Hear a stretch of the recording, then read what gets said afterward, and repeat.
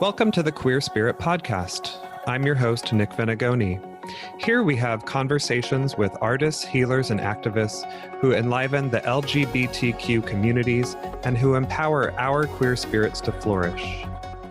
Before we start today, I'm excited to share some news about the podcast with you. I've really been thinking about how we can continue to support each other in our queer communities more. So I'm asking each guest to name a nonprofit of their choice, and I will make a donation in their name. But that's not all. This podcast has been a labor of love, and I don't want to sell advertising on the show because I don't want to get distracted from the important conversations we have here. I want to support our communities, and this is where you come in. I have set up a Patreon account at patreon.com/queerspirit. There are 4 levels of patronage to choose from, which offer gratitude gifts such as thank you shoutouts on the show, a sticker or enamel button with the Queer Spirit logo, and access to a live monthly meditation group. All Patreon funds remaining after the basic production costs will be added to the nonprofit donations. So go to patreon.com/queerspirit and help me to support our queer communities. My guest today is Jessie Susannah Karnatz. Jessie Susannah, also known as the Money Witch, brings capitalism-critical and shame-free education to healers, hustlers, and creatives in order to catalyze change in their financial lives. She believes healing our finances will bring blessing to our lives, our lineages, and our communities. She offers education, money magic products, intuitive financial coaching, and tax preparation online and in the Bay Area, and does it all with business lady swag. Today we talk about how she blends alchemy and intuition with budgets and finance. She shares ideas about how she helps people become more embodied and reap the rewards of a successful relationship with their money. To learn more, visit moneywitch.com. Hi, Jessie Susannah. Welcome to the show. Hi, thank you for the invite. Yes. So I wanted to start out by having you share with us how you first got interested in becoming an intuitive financial coach or money witch. I made up intuitive financial coaching, so it was not necessarily something that I saw and was I'm interested in that. It was more something that I kind of took a meandering journey to alchemizing, but it is a long process that sort of is catalyzed by some years of work at the Lusty Lady, which is it was a unionized peep show in San Francisco. And then I was working there when we all got laid off and they were going to close down the business, and we organized to buy it as a worker-owned cooperative. So that was my first exposure to business outside of being a stripper, which is running your own business. But, it's we organized to buy this business just off the internet. And I was on the founding board of directors there and got interested and involved and kind of worked in the HR side and the finance side and the management side and the strategic decision-making side. I went from that to kind of getting more involved in work around cooperative business in general.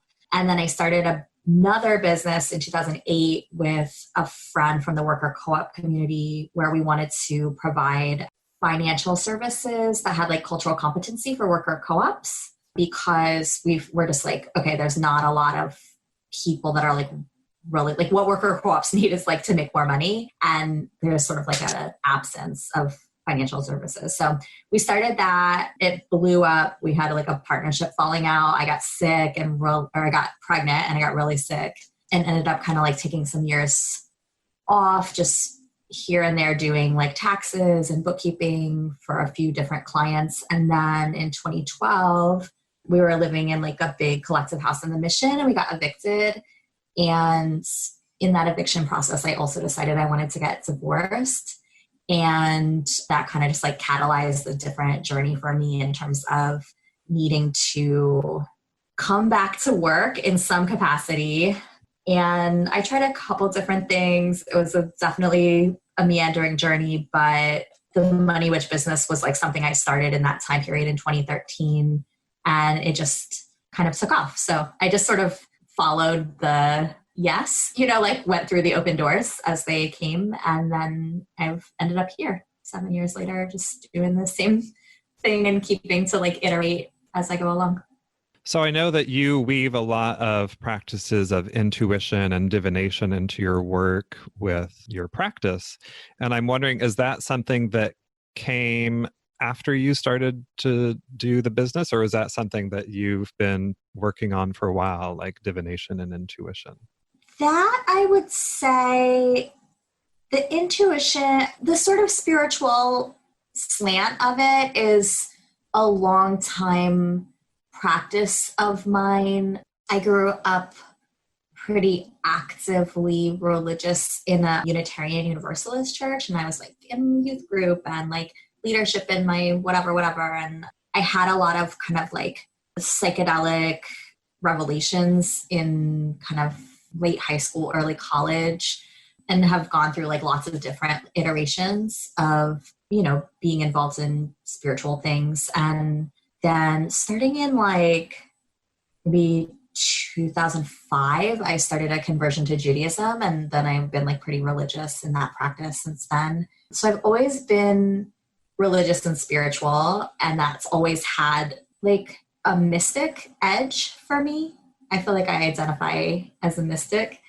But I had been kind of suppressing a little bit. My ex, who I got separated from in 2012, pretty atheist, and it just like wasn't a lot of space for it. But in that kind of like apocalyptic 2012 divorce eviction zone, there was definitely like a kind of spiritual reawakening or like reconnecting with a sort of power.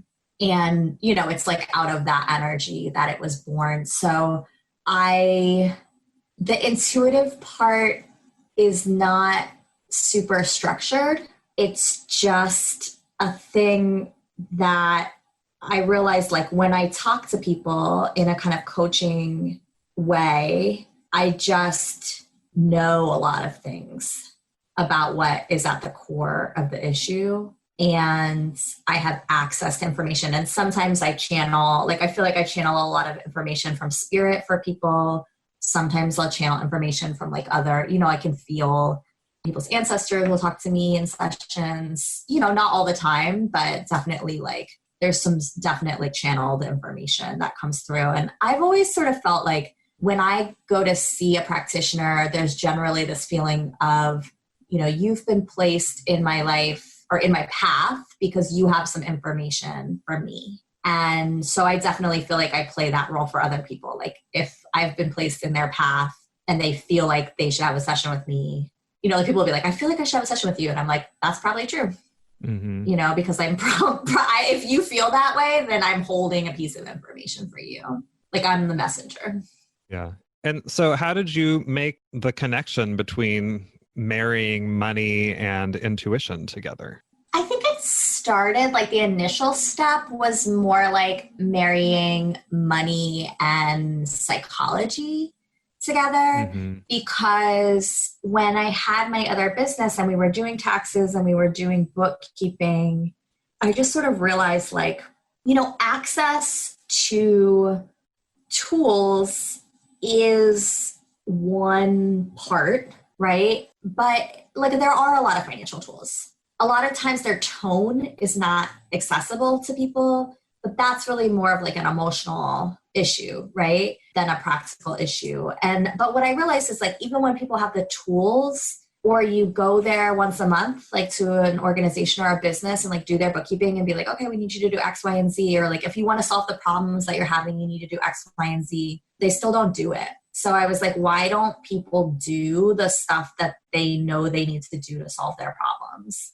And that just got me. I was Scorpio rising. So I was like, what's under that? What's under that? I just had to like start digging into people's business basically. And I was like, I think just like, I'm interested in the finance side. Like I have practical skills. I know how to do bookkeeping. I know how to do small business taxes. I understand like marketing and strategic decision making and, these things that go along with a business. But I'm definitely like, when people have issues, I want to help them figure out why they're not utilizing the tools they already have access to. or doing the things that they already know they need to be doing. So there's just a whole like, you know, psychological, what I call like emotional, spiritual side of things. And to me, like the emotional and the spiritual are not like separate things, because, you know, people's like emotional blocks around things has to do with like their ancestors, and it has to do with like, you know, just everything, like how they feel about incarnating, you know, as well as like their family of origin, money stories and things like that. So those things are very intertwined with me. And I think for spiritual people, everything's going to be more accessible when we are allowed to like bring the dimension of spirituality into what we're doing. So to me, it's not even like I'm combining them. It's more like I'm not ignoring the fact that there's a spiritual dynamic to bookkeeping. Yeah. Well, also what I think about when I hear you share that is that there are all sorts of people who either because of their poor or they're oppressed or, you know, just something about their upbringing or who they are, where they don't have access to money or access to the education around money that a lot of other people do. And so I can see how there could be a lot of blocks on a psychological level or a spiritual level. And also the way that money is sort of presented in the mainstream culture, it's very earthy, right? And people who like don't connect to things in that way, or people who are spiritual, they're like, I have a hard time sort of connecting into that. And what I see you doing, or what I think that you're doing, is you're saying, no, there is a spiritual element to money. It's just, you know, it's hidden and we have to sort of bring it to the forefront. And this is the gateway to help you connect to it so you can feel better about your finances. Yeah, I mean, I think the grounding piece is important, or the like earth element. And that is actually, you know, part of my sort of like agenda is to, in some ways, like get spiritual people to engage more with their, what I call the earth journey, like their earthly incarnation, because I think that it is mistaken for spiritual people to sort of like spend a lot of their time, like you're saying, up here, connected up here, because I think it's like a little bit of an avoidance of incarnation, right? Because I'm just like, you know, really like for billions of years, you like haven't had to be on earth. And like for billions of years, you're like not going to have to be on earth. You only have to be here for like 0 to 135 years. This is the job. Like, this is the job. The job is not to like remember how you're like, you know, a Lemurian or whatever. Like, no offense to Lemurians, but it's just like, I'm just like, that's not the job. Like, you're gonna trip out in the like cosmic bath of time space forever. What you have to do now, like your soul has been like pulled down into a body right now. That's the job. Like, that's what God wants you to do. If God didn't want you to do that, figure out how to be a human and be your human, then you wouldn't be doing it. So like, get into it. Like if the idea is like, get more into it, like only be human, like really be human, you know, which doesn't mean like ignore the connections to these other things or like the messaging or like whatever. But I'm just sort of like, while we are human, I think really the work is like, how can we be like more human and help other people be more human? Not like, you know, looking at our watch, like, when do we get to shuffle off this mortal coil? You know, like that's just like the thing, you know? And I do see people having a hard time, like people who have had trauma in their early life, you know, or for any other reason are having a hard time like incarnating, are like, how can I possibly money? Because it's like, I'm not even here, you know, but you have to get here because that's the job, you know? Yeah, I think that you bringing up trauma is an important part of it, and we don't have to dive too far into it. I've gone into it in other episodes, but I do think it's important for our listeners to realize that any kind of trauma can sort of take you out of your body, and then taking you out of your body sort of disconnects you. And so oftentimes people who have trauma have a hard time managing their money, because it's like, I have to sort of get back down into these solid things and sort of, pushing these coins and paper around. Yeah, touching base with the material and being present enough to like comprehend numbers, documents, decision making, those kinds of things. And they're tied to so many things, right? It's like, if you have trauma, a lot of times it's connected to family or connected to your sense of value, self-worth, self-esteem, opportunities that maybe you weren't able to like actualize because of your experience of trauma, all those things. And all of that's going to come to the table every time you do money, So that to me is the important part, is like, I think like that's really what's missing with like a lot of money conversations, is just like, you can't just like tell someone to make a budget. You can't just tell, it's like, you have to be like, okay. And people feel so bad, right? Like, oh, I'm such a bad adult. I'm so shitty at this. I can't, I've tried to do this so many times. I just like can't do it. And I'm like, yeah, because there's not a full acknowledgement of like, when you go to make a budget, it's like about coming face to face with yourself and your habits. And you have to like, it's a huge exercise in self-awareness and like, in things like your coping mechanisms. Like, do you really want to know how much money you're spending on weed every month? Because like that's a coping mechanism that you're using to deal with like other things, so there's just so many dimensions of information and experience that are present in every exchange with money. And it's just so loaded, it's as loaded as sex, or anything like that. Right. So it's like, when we act like those things are casual, like they're not casual, you can't feel casually about money really, because it's just not casual. Yeah. So a couple words I've heard you use a few times are alchemy and catalyzing. And I imagine that there's a way that you do bring the intuition and the magic work into this. Can you share a little bit more about how you bring alchemy into this work? Yeah, I mean, to me, I don't think too much about it or like work too hard at it. I just really am like, people are alchemizing things in their own life all the time, right? Like they're trying to turn what they have into something of value. And in a way, that's like what my money witch is, right? Like money witch is like an alchemizing of like all these weird little experiences that I had, because like I already told the rambling story of how I got here. There's like at least 3 times as many, pieces of other things that wove into like how I got here, right? And it's like all of those things together, plus some kind of like magic ingredients is what makes it something of value to me in my life and, and to other people too, right? So I think like people who are on a spiritual path, by which I mean, not that we're engaging with spiritual topics, but that we're like identifying that we are sort of a spirit in a body, right? And that our spirit has a path. There's like a path for us.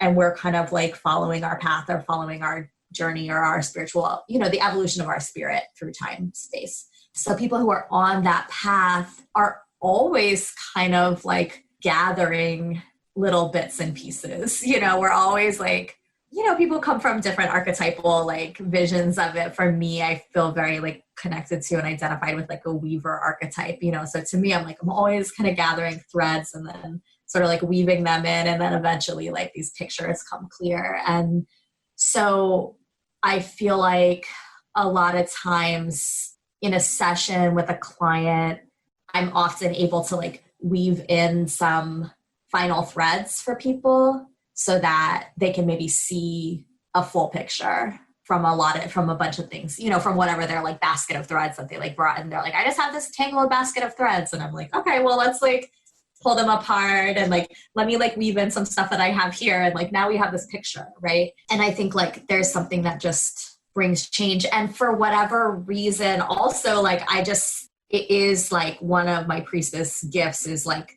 catalyzing. So I feel I have a lot of like Mars, Aries energy. And for those who don't know, what is Mars and Aries energy? Okay, well, Mars is like, it's warrior energy. right? And we're like the striking the match energy. It's the first sign of the zodiac. So it's the born, like I am born, I am here. Let's get this started. It's that like catalyst, it's that spark. So it's the let's go energy.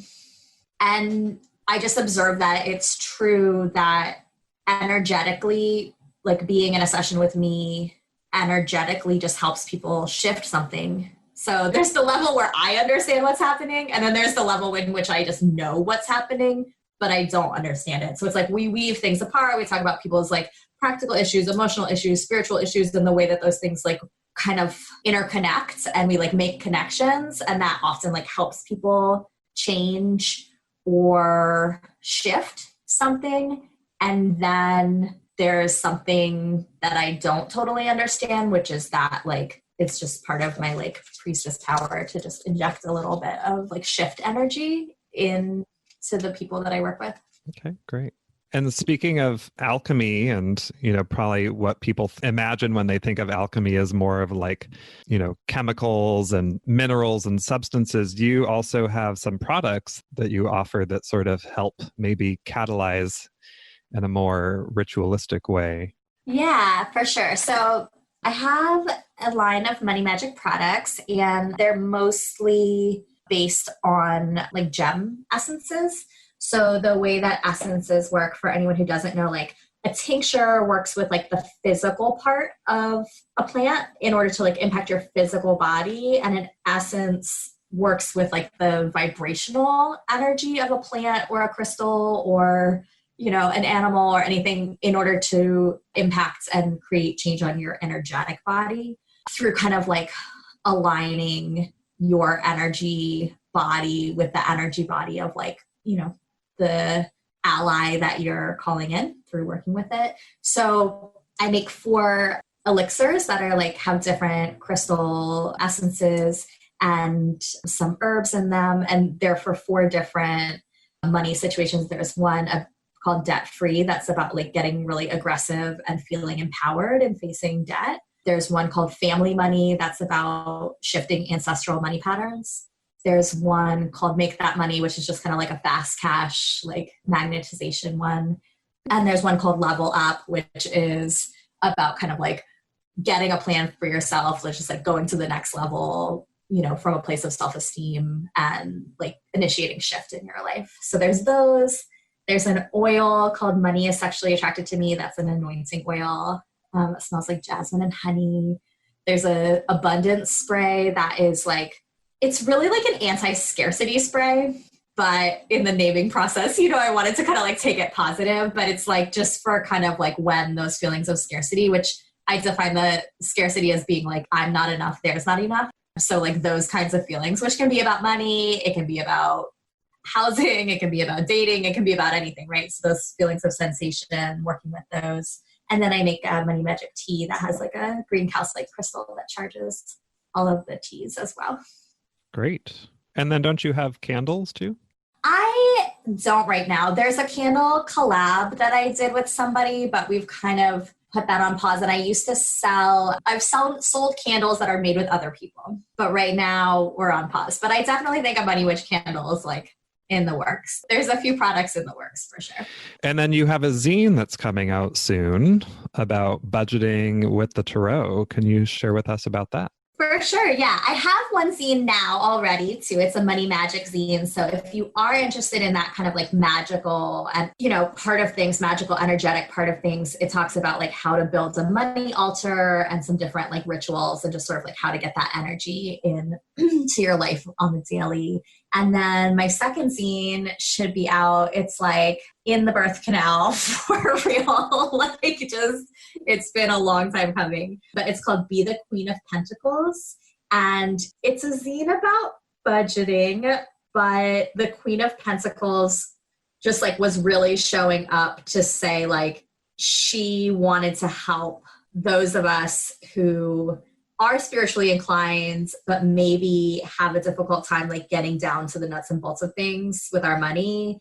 Like she was just like, no. That's the Queen of Pentacles. She's like, no, just stop. But she's like okay, you're into spirituality, you're into tarot, like get into me. I'll be the gateway drug. My sister and I were joking. It's sort of like tarot as a gateway drug to budgeting. Like it's kind of how the zine is. It's like about budgeting with tarot as like the spoonful of sugar to be like, okay, let's get there. But it's a really fun zine. It has like Queen of Pentacles playlist. It has a tarot spread about like accessing your kind of power placed around money that I created. It has 3 articles written by 3 different tarot readers that I love about like their reflections on the Queen of Pentacles. It has my reflection on the Queen of Pentacles. It has a big ass article about budgeting. And that it's beautiful too. It's going to be printed in like full color all the way through. So I'm really excited about it. It's very, very, very pretty. And that should be out, really hoping for October, Witchtober. Great. Yeah. And then you also have a book in the works, yes? I do have a book in the works. I'm mad. I'm supposed to be typing and I just put, I feel like we're 5 months into quarantine and I finally was like, okay, I'm going to get do press-on nails. And I did them last night and then I'm supposed to be like typing all day today. And I'm like, God damn it. I haven't had acrylic nails in like 10 years. I'm like, I can't do this. I'm about to pop them all off. But yeah, I'm writing a book for Chronicle Books, which is a publisher that's in San Francisco, and very excited about it. I didn't realize how long it takes to like write and put out a book, but the book itself will be out in December 2021. So about 5 seasons from now. And that book is about my core philosophy of like healing your finances and a system that I have to kind of start helping you identify like what your spiritual and emotional blocks are around money so that you can kind of just liberate yourself from the things that are like bogging your experience with money down and just sort of like move on with it. Because ultimately money like is just this practical thing that we like have to do, you know, and if we can kind of whatever we can do to take the existential crisis out of it, like will just make your life so much easier.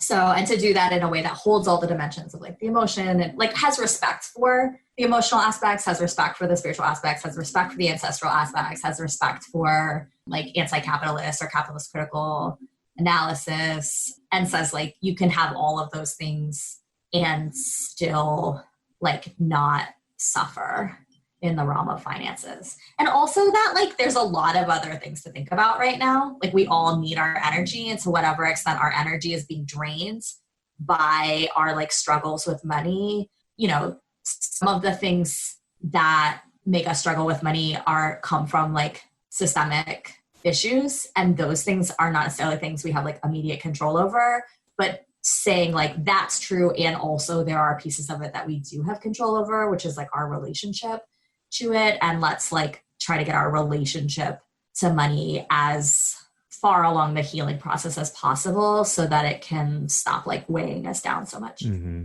Yeah, great. Well, I look forward to seeing that next year. Yeah. Thank you. Yes. So can you share with us a person, practice, or experience that has supported your queer spirit to flourish? Yeah, I think when we were talking about this, I was like, oh, I don't ever really talk about being queer and my business. You know, I'm just sort of like, I'm queer and I have a business. And, you know, it's like queer people were just like, we just do everything queer. So it's like, I do money queer, but I don't really think about it, you know? But I think the practice that feeds my queer spirit the most is like fashion and getting dressed. I feel like that is my, you know, constant like daily creative practice and a way of being like exactly who I want to be in the world and expressing myself in a long line of like femme queens throughout history. Yeah, and just makes me feel like, yeah, the most like fully expressive of who I am, which like that feels queer to me. So for the listeners, they should check out Jessie's website and see photos of her and her fashion. But for right now, can you describe your style for people? God, yeah. Well, I feel like, you know, many of us, I have some different aspects of my personality and they all have outfits for sure. Mm-hmm. My money witch style is like, I have a hashtag, it's like business lady swag. So I'm into the business lady swag. My first fashion icon, I'm pretty sure was this Barbie that I had who was called Day into Night Barbie. Uh-huh. And she had like this pencil skirt like suit that was kind of like velvety with like a blazer and like a little briefcase and like a hat with a ribbon on it and stuff.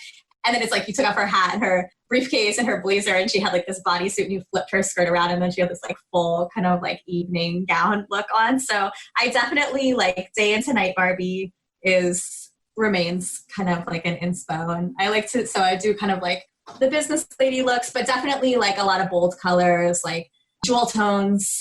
I grew up in South Florida, like in the 80s and 90s. So very like highly influenced by that. A little bit of kind of like, you know, mystical priestess, caftan wear, a lot of like, you know, I was a stripper for 8 years. So a lot of kind of like Gucci in the club looks. My pandemic look has just been like all matching Adidas outfits.